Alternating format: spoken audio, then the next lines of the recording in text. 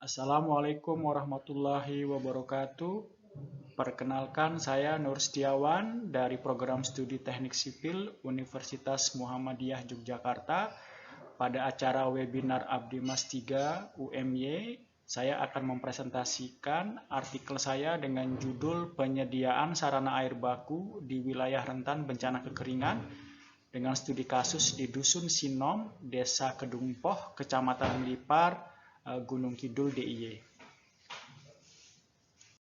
Seperti kita ketahui, bencana kekeringan merupakan salah satu bencana yang diakibatkan oleh aspek hidroklimatologi. Seperti data yang ditunjukkan pada layar sisi sebelah kanan, merupakan data dari sumber BNPB. Kita bisa perhatikan bahwa tren bencana kekeringan itu dari tahun ke tahun juga semakin meningkat. Kekeringan terus menjadi salah satu permasalahan juga yang terjadi di wilayah Gunung Kidul. Hingga saat ini masih ada sekitar 15% wilayah dari total 18 kecamatan yang ada di Kabupaten Gunung Kidul belum swasembada air, termasuk wilayah Desa Kedungpoh, Kecamatan Melipar.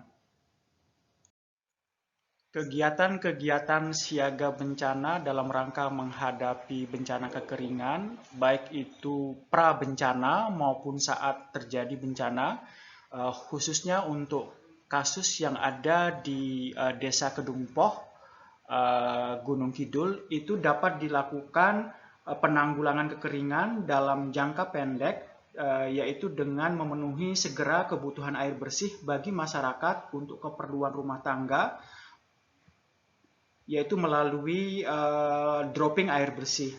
Hal ini sudah cukup lama dilakukan di wilayah kajian.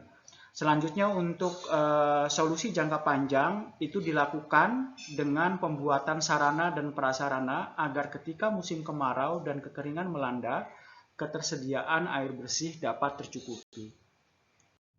Untuk analisis situasi, Desa Kedungpoh merupakan salah satu desa yang berada di Kecamatan Melipar, Kabupaten Gunung Kidul, DIY, di mana wilayah Desa Kedungpoh ini sendiri terdiri dari 10 dusun.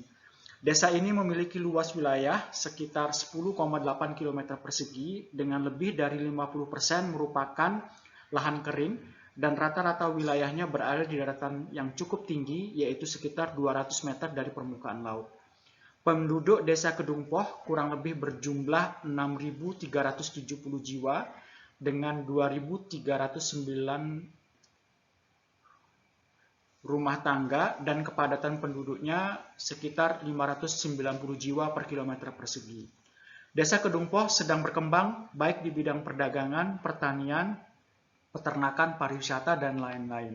Namun karena daerahnya yang sebagian besar merupakan lahan kering, pada musim kemarau, penduduk sangat kesulitan dalam mendapatkan pasokan air bersih dan menghambat sistem perekonomian di desa tersebut. 2 dari 10 dusun yang sering terdampak kekeringan pada musim kemarau adalah Dusun Sinom dan Dusun Kedungpoh Tengah. Biasanya sebagian besar masyarakat memperoleh air bersih dengan mengambil ke arah hulu sungai yang berjarak kurang lebih 1,5 km dari pusat dusun, sementara sisanya memanfaatkan air dari sumur. Namun pada saat musim kemarau, sungai dan sumur-sumur warga ikut mengering. Akibatnya, warga perlu mencari alternatif lain dalam memperoleh pasokan air bersih. Dari diskusi dan observasi yang dilakukan di lokasi Desa Kedungpoh, khususnya Dusun Sinom dan Kedungpoh Tengah, dapat diambil suatu kesimpulan bahwa permasalahan utama mitra adalah tidak adanya ketersediaan air bersih secara kontinu untuk dapat memenuhi kebutuhan pokok masyarakat akan akses terhadap air bersih.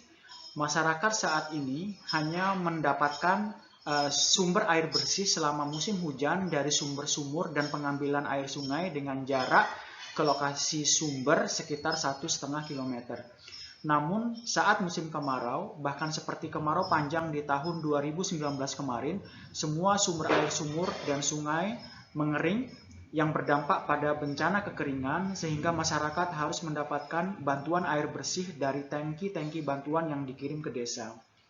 Berdasarkan permasalahan mitra tersebut, kesepakatan antara pengusul dan pihak mitra untuk kegiatan pengabdian kepada masyarakat dalam program KKN PPM UMY ini adalah penyediaan sarana air baku khususnya di Dusun Sinom dan Dusun Kedungpoh Tengah, Desa Kedungpoh, Ngelipar, Gunung Kidul. Metode pelaksanaan yang dilakukan untuk kegiatan pengabdian ini meliputi yang pertama adalah analisis situasi awal, kemudian yang kedua adalah pendalaman karakteristik lokasi serta ketersediaan lahan, kemudian berikutnya adalah pemilihan tipe bangunan untuk penyediaan air baku, yang keempat adalah elaborasi keterlibatan masyarakat berupa tenaga dan swadaya pendanaan, yang kelima, pelaksanaan pembuatan bangunan penampungan air, dan terakhir adalah evaluasi pelaksanaan program. Pada slide berikut disajikan tentang kondisi topografi dan konsep penyediaan sumber air baku yang dilaksanakan di lokasi kegiatan.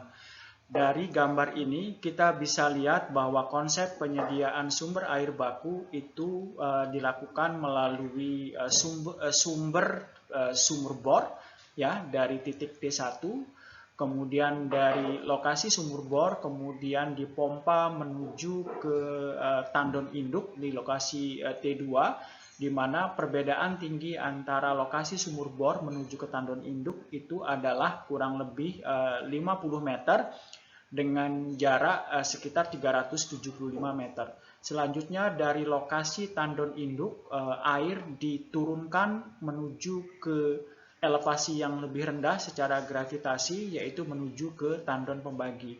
Nah, selanjutnya dari lokasi tandon induk dan tandon pembagi itu air didistribusikan kepada masyarakat yang memerlukan.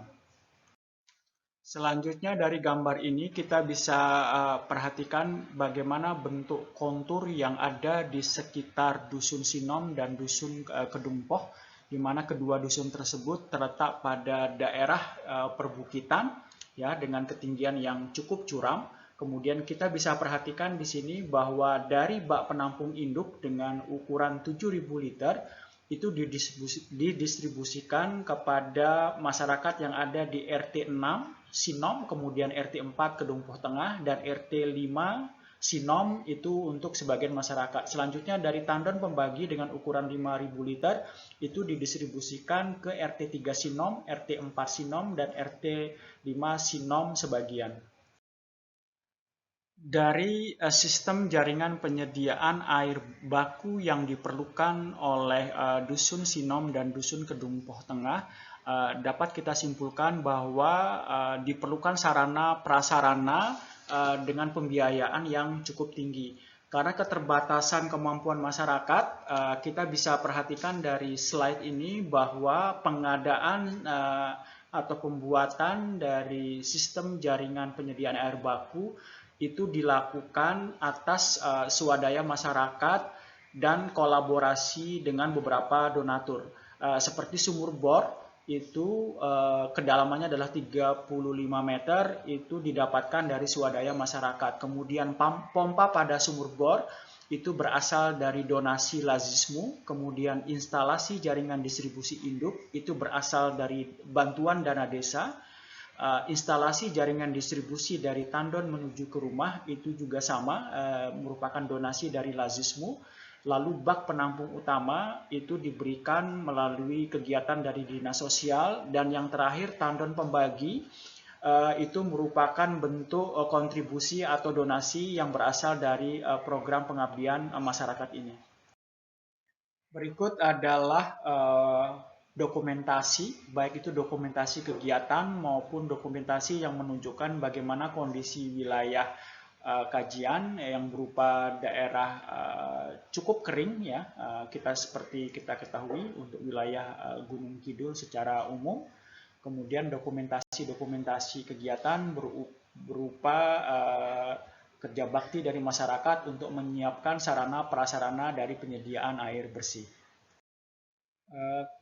Tandon dengan ukuran atau kapasitas 5.000 liter ini merupakan bentuk kontribusi dari kegiatan pengabdian kepada masyarakat oleh UMY, Jadi di dokumentasi ini kita bisa perhatikan serah terima yang dilakukan kepada pihak dusun, dan selanjutnya juga diberi label untuk memberikan satu tanda bahwa ini adalah merupakan sumbangan dari UMY. Dari kegiatan yang telah dilakukan bersama dengan pihak dusun, kita bisa lihat hasil dan implikasinya. Sistem penyediaan air baku itu telah mulai beroperasi dari April 2020. Total pelanggan sampai dengan saat ini adalah sejumlah 70 kakak, kemudian diberlakukan tarif harga jual air sebesar 2.000 per meter kubik, kemudian juga setiap pelanggan itu ada iuran wajib sebesar 3.000. Pada pemasangan baru, pelanggan akan dikenakan biaya sebesar 300.000, di mana biaya ini untuk keperluan pemasangan pipa dari jalur distribusi terdekat, kemudian juga meteran. Jika ada kekurangan akibat pipa terlalu panjang, maka akan menjadi tanggung jawab dari pelanggan. Rata-rata pendapatan pihak dusun dari hasil distribusi air ini adalah sebesar 1,9 juta rupiah per bulan, kemudian pengeluaran untuk listrik itu sekitar 1,2 juta per bulan. Sejak dioperasikan di musim kemarau pertengahan tahun ini, masyarakat sudah mampu secara mandiri dan tidak lagi mendapatkan bantuan pengiriman air dari Pemda. Organisasi pengelola Spamduk, sistem penyediaan air minum pedukuhan, itu juga sudah ditetapkan oleh pihak dusun, di mana pengelolaan dan operasional itu diberikan kepada Sub Karang Taruna dengan organisasi seperti ditunjukkan pada tabel berikut. Rekomendasi untuk keberlanjutan kegiatan itu berupa perlu diadakannya pengadaan tandon tambahan untuk menjangkau masyarakat yang lebih luas. Karena saat ini baru 70 kakak yang ikut menggunakan air bersih tersebut. Lalu juga diperlukan penambahan debit dengan pengeboran titik yang baru. Terakhir, kesimpulan yang dapat diambil dari kegiatan pengabdian ini adalah satu, dengan upaya yang cukup keras, Pedukuhan Sinom dan Kedungpoh Tengah di Desa Kedungpoh mampu mengatasi permasalahan kesulitan air bersih, terutama saat musim kemarau, dengan adanya sistem penyediaan air dari sumber sumur bor. Yang kedua, masyarakat melakukan swadaya dan bekerja sama dengan berbagai kontributor, donatur, sampai tersedianya sarana penyediaan air bersih ini yang sangat dibutuhkan oleh masyarakat. Salah satunya yaitu melalui kegiatan pengabdian kepada masyarakat oleh UMY. Sejak dioperasikan mulai April 2020, masyarakat sudah mampu mandiri dan tidak lagi mendapatkan bantuan pengiriman air dari Pemda di musim kemarau pertengahan tahun ini. Yang keempat, pengelolaan dan operasional dibuat dalam manajemen yang cukup baik di bawah kepengurusan sistem penyediaan air minum dukuh atau Spamduk, dan sudah mulai mencatat keuntungan untuk keberlangsungan dan rencana perluasan layanan. Demikian presentasi yang dapat saya sampaikan. Tidak lupa ucapan terima kasih kami sampaikan kepada pihak UMY atas bantuan hibah pengabdian kepada masyarakat tahun 2019-2020. Kemudian yang kedua kepada Dukuh Sinom dan Kedungpoh Tengah, Desa Kedungpoh Melipar, atas dukungan dan partisipasinya. Tidak lupa juga kepada dua mahasiswa program studi teknik sipil Angkatan 2016 atas nama Hiro Agung dan Panji untuk bantuannya selama ini. Demikian, terima kasih. Assalamualaikum warahmatullahi wabarakatuh.